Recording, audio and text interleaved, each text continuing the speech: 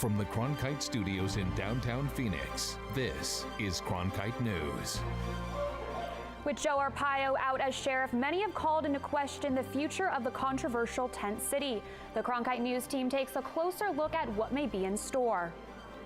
And a drug that reverses opioid overdoses is not available to those who need it most. What one group is doing to make sure the drug gets put in the right hands. Plus, we take a look at how one elementary school is bringing history to life. Cronkite News starts now. Good evening and welcome to Cronkite News on Arizona PBS. I'm Emma Lockhart. And I'm Zach Pocklip. Thanks for joining us. The Maricopa County Sheriff's Office is facing a difficult financial future. All programs are under scrutiny, including one high-profile facility that was a point of pride for former Sheriff Joe Arpaio. Reporter Veronica Acosta sat down with his successor to find out what's next for Tent City. A racial profiling suit is costing the Maricopa County Sheriff's Office tens of millions of dollars. So newly elected Sheriff Paul Penzone is looking for ways to be more fiscally efficient. One option on the table, closing Tent City.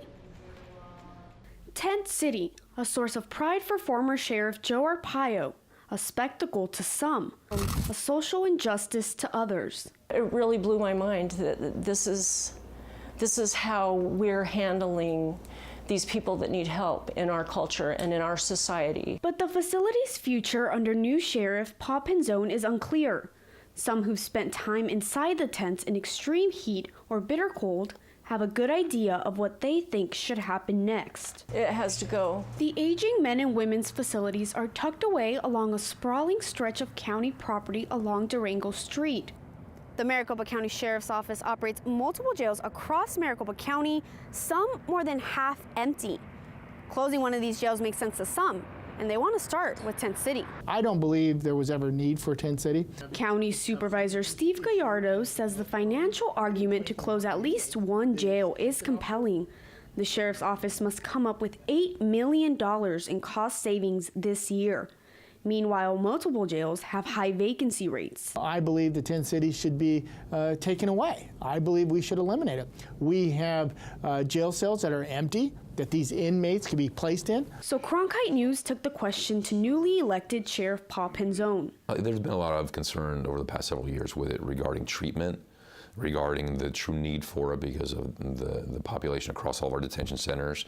So Sheriff Penzone formed SPEAR, a group of community members that will review Tent City within the next couple of weeks, and his expectations are clear. If I'm going to continue to keep it open, I need to know it's for the right reasons. As for Blue Pony, she's unsure of Tent City's future, but she's glad she's no longer there to have to live through it.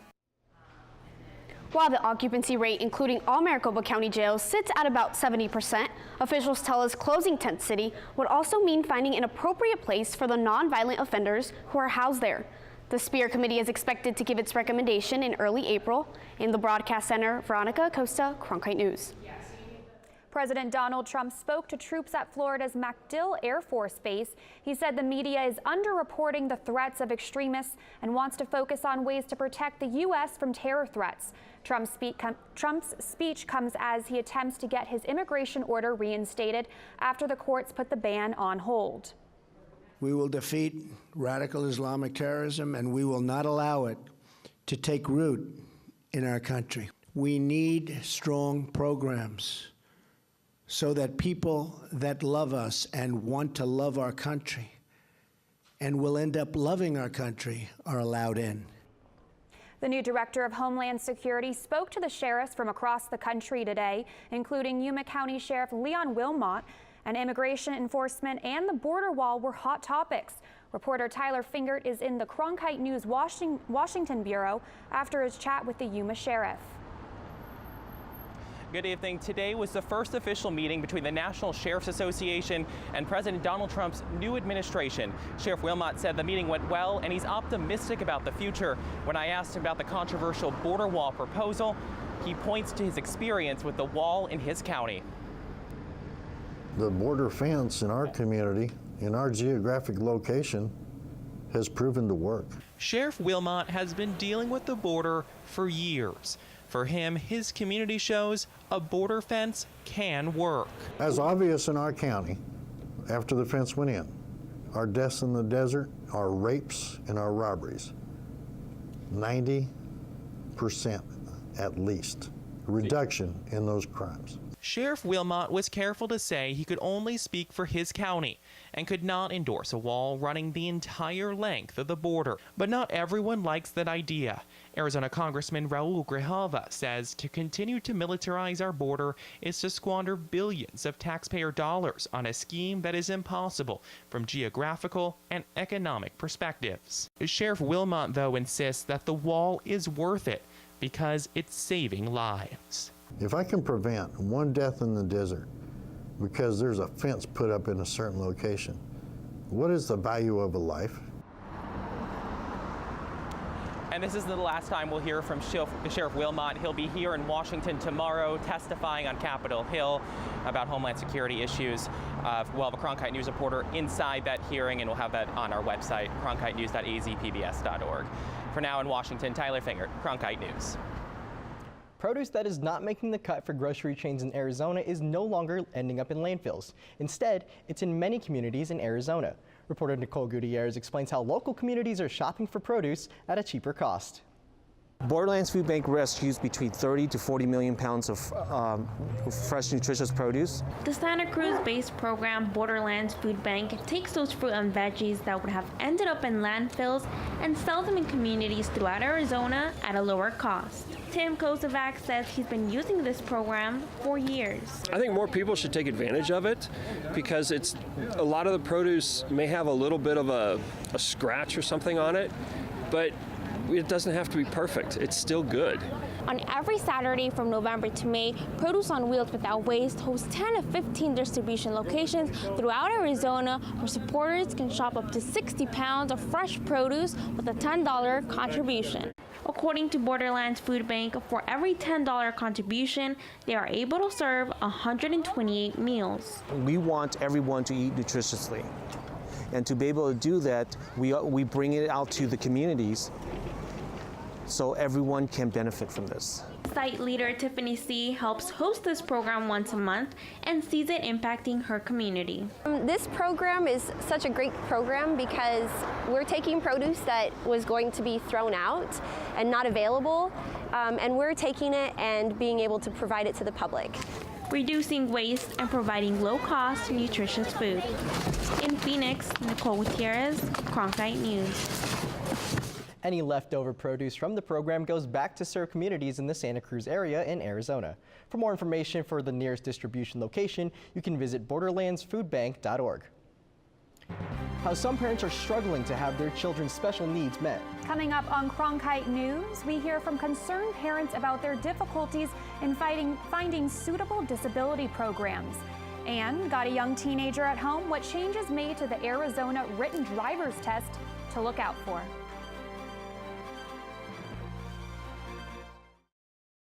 I'm Scott Pelley, anchor and managing editor of the CBS Evening News. In our changing media landscape, it is crucial for journalism education to ensure a commitment to the truth, unbiased reporting, strong ethics, unwavering fairness, and above all else, accuracy. These are the hallmarks of ASU's Walter Cronkite School of Journalism and Mass Communication. It's a place where students can innovate and transform the news industry while always upholding the values of the school's namesake. The Cronkite School at ASU, preparing the next generation for a stronger future of journalism. Discover so much more at azpbs.org/schedule, where it's easier than ever to find out what's on Arizona PBS. Access interactive digital and printable program guides, repeat times, and full episode descriptions. Watch program previews of best bets for the coming week. Search by title to find your favorite shows. You can even add programs to your calendar and get email reminders when they're about to start. It's easier than ever to find out what's on Arizona PBS. Discover so much more at azpbs.org/schedule. When you want to be more connected, friend us on Facebook, follow us on Twitter, watch us online.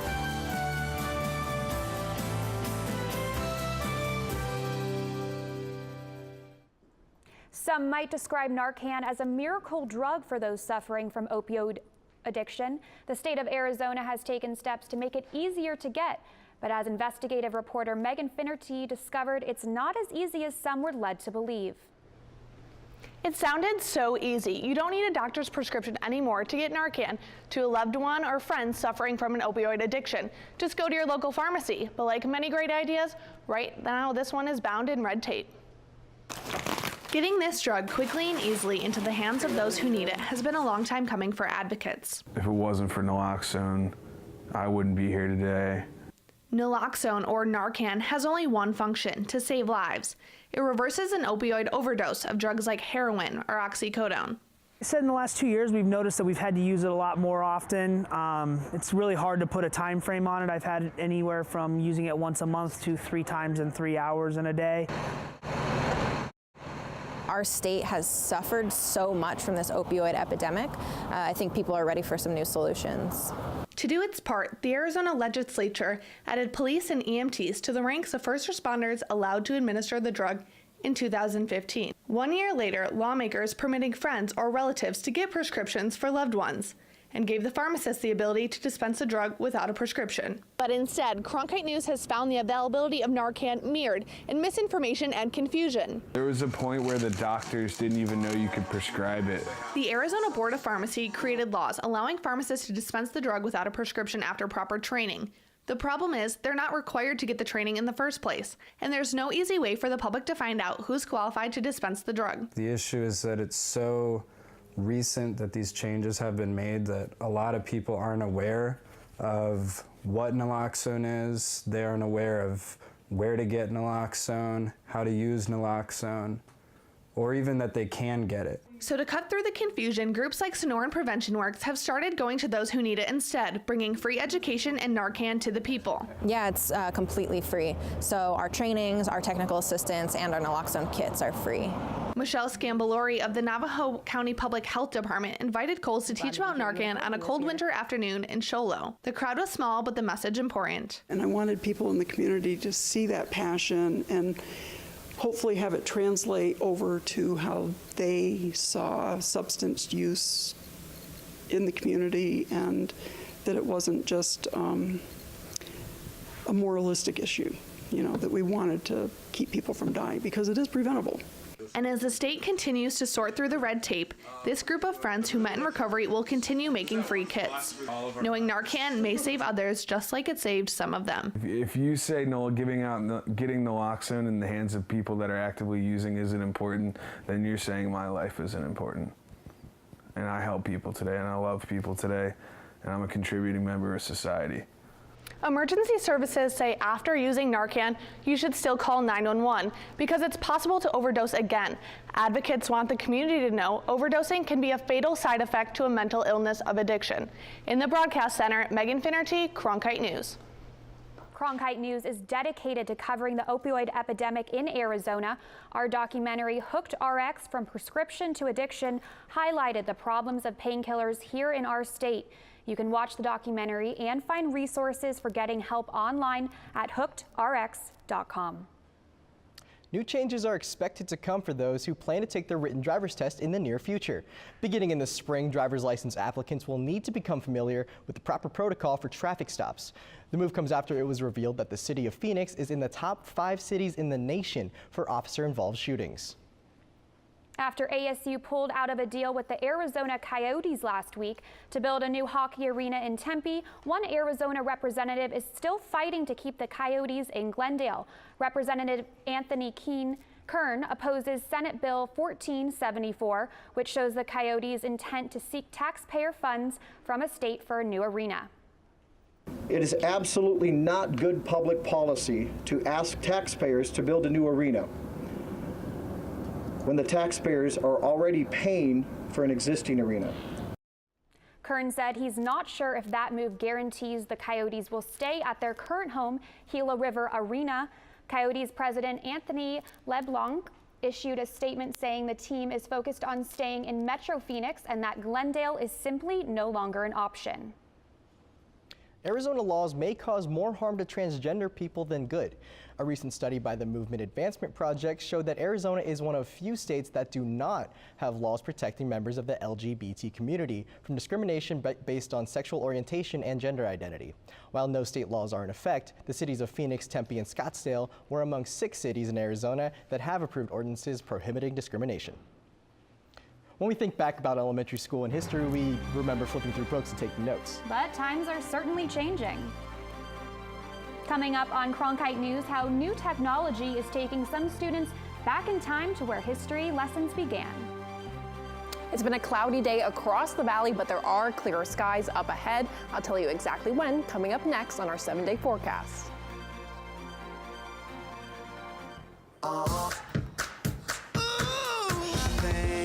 Finally found my hallelujah. I've been waiting for this moment all my life now. All my dreams are coming true, yeah. I've been waiting for this moment. It's good to be alive right about now.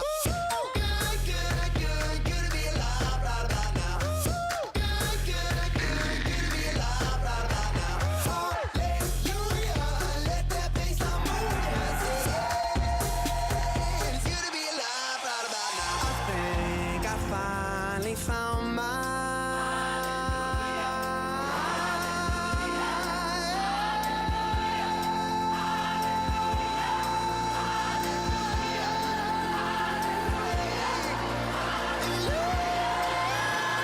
it's good to be alive right about now.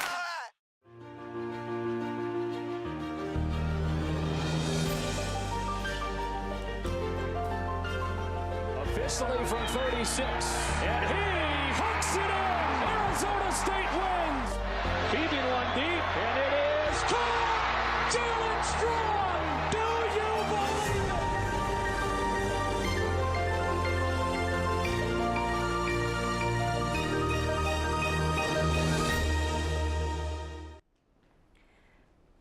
The Supreme Court recently heard arguments regarding public school special education nationwide. A large part of their focus, what is considered free and appropriate education for students with disabilities. Cronkite News reporter Cassidy McDonald spoke to experts and a private school for deaf children on how students are affected in Arizona. 4 days a week, Naomi McKinney and her 5-year-old son Madden drive 3 hours from Lake Havasu City to Desert Voices in North Phoenix. It is the closest school that teaches listening and spoken language. Madden was born completely deaf. McKinney says it is the only school in the state that offers to teach oral spoken language for deaf children, making their long commute necessary. We were able to find a hotel that's about 3 minutes away. We make our reservations a year in advance. The Arizona Department of Education provided a written statement that under IDEA, all children with disabilities ages 3 through 21 are entitled to a free, appropriate public education that emphasizes special education and related services designed to meet their unique needs and prepare them for employment and independent living. Hope Kirsch is an attorney for special education in Arizona and says many parents like McKinney struggle to provide the best education for their children with special needs without paying expensive private school tuition. The law says you're only entitled to appropriate, that's the A in free and appropriate public education. You're not entitled to what's best for your child. Kirsch explained that public schools are often reluctant to fund private schools for special education and are only required to prove that the child has made some amount of progress in public school. The parent is saying, I want my child to make more progress. Well, how do you know the child can make more progress? Parents of children with disabilities say, just like anyone, they want the very best for their student. The public school, unfortunately at home, they did not have a listening and spoken language program, and that is the only mode of communication that we wanted our child to use. Executive Director Deanne Chapman says Desert Voices is one of the few private schools that provide scholarship to all of its students. We get zero government funding, and we have to raise about $1 million a year to run the school. Partnerships between public and private schools like Desert Voices will give special education to students who normally wouldn't have the financial means to attend private school. If it weren't for this school, my son would not be talking. It's the best. In Phoenix, I can hold a conversation with my son 3 years later. Cassidy McDonald. He can hear the birds chirping. Cronkite News. More clothes that According to Arizona's Systemic Improvement Plan, 67% of disabled students are taught in a general classroom for 80% or more of the day and not in classrooms with better accommodation for their disability. Governor Doug Ducey is heralding his plan to put education first as the state legislature looks into funding and boosting teacher pay. But some teachers across the Southwest are seeking out private grants for new technologies. Cronkite News reporter Chantel DeLaguila shows us how some students are traveling the world without ever stepping foot outside their classroom. Students in Miss Jera's class are learning about Harriet Tubman for Black History Month. But instead of reading about her in books, they are getting a glimpse of history through Nearpod virtual reality goggles. My husband is just a technology geek, kind of runs in the family, and he ordered a pair, and when he brought them home, I was just intrigued, and immediately I just couldn't help but visit places. A grant paid for 5 sets of VR goggles, but she had to get more creative when it came time to fund the mobile devices. That's when I was just out on my social media saying, hey people, I have these goggles, now I need something to put inside them so my students can use them. With the school being limited in funds for educational trips, virtual reality goggles allow students in Miss Jera's class to travel all around the world without having to leave the classroom. You look around, it's like you're in a new place even though you're not there. We learned about the Ring of Fire. The Ring of Fire is where there are volcanoes on the outside of the ocean. The VR goggles increase student engagement and allow the children to ask questions and become involved with every lesson they are learning. It's an amazing impact that, you know, as we see them at lunch. Ms. Foraker, I got to see the Santa Barbara mission, or I got to see the inside of a volcano, and they are beyond excited to learn about these concepts.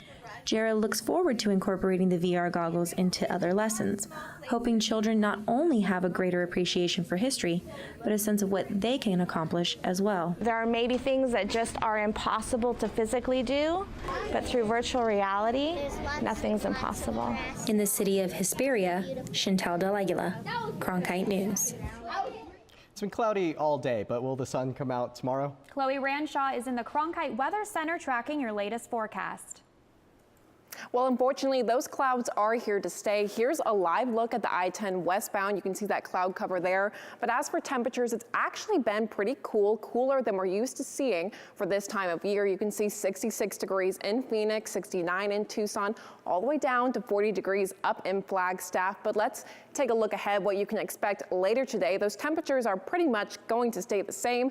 62 degrees in Laveen, 61 degrees over in Glendale, even 60 degrees over in Surprise. Looking ahead a little bit more tomorrow morning as you're heading out the door or taking your kids to school, you can see 58 degrees in Surprise, 62 degrees over in Phoenix, and 59 degrees in Scottsdale. But as for the rest of your week, there are some sunnier days up ahead that you can look forward to.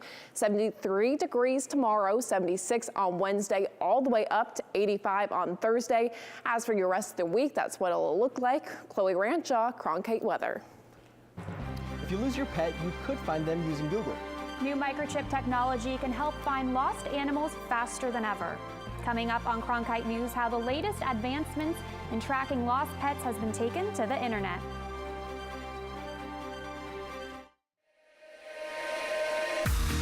Heaven knows you're a dreamer. Don't hide it from anyone.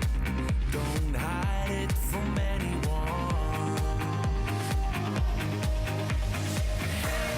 Would you believe me if I said we are here for a reason now? This is our life. This is what counts. This is for us. I will go anywhere for you.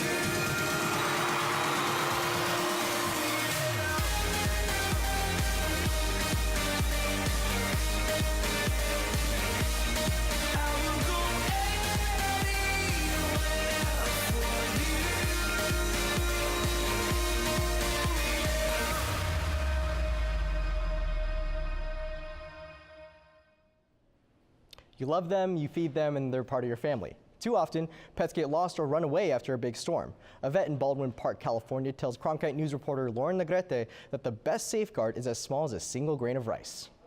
At At Tender Loving Care Animal Hospital in Baldwin Park, this cat is not the happiest camper. What's your kitty's name? Baby. Baby. Baby is getting microchipped.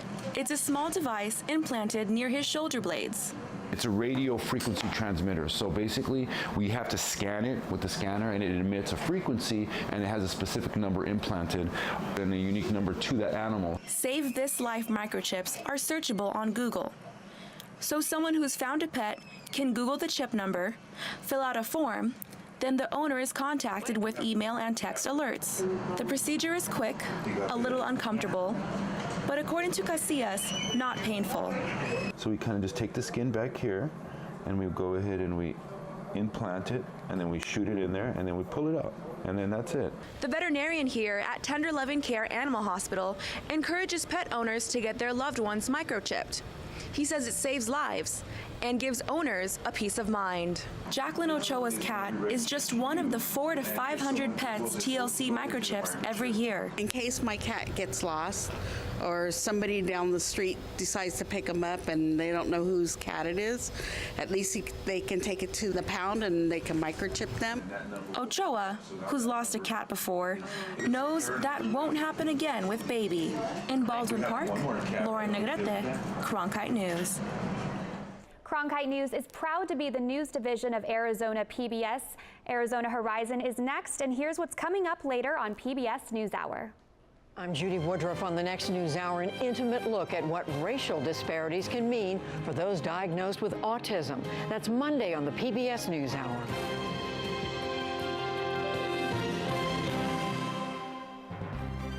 That's it for Cronkite News tonight. Thanks for joining us. And for top Arizona stories anytime, go to cronkitenews.azpbs.org.